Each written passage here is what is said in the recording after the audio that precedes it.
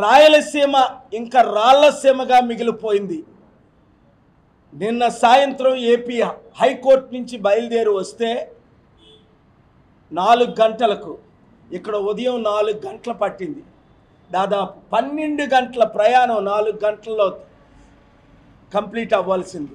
ఎందుకు అని అడిగితే ఎన్ని అడుగడుక్కి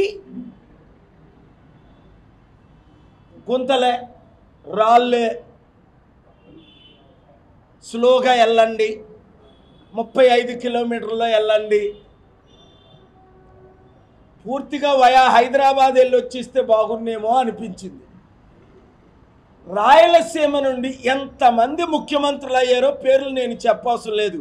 ఇప్పుడున్న మహానుభావుడు కూడా చిత్తూరు రాయలసీమ ముఖ్యమంత్రే.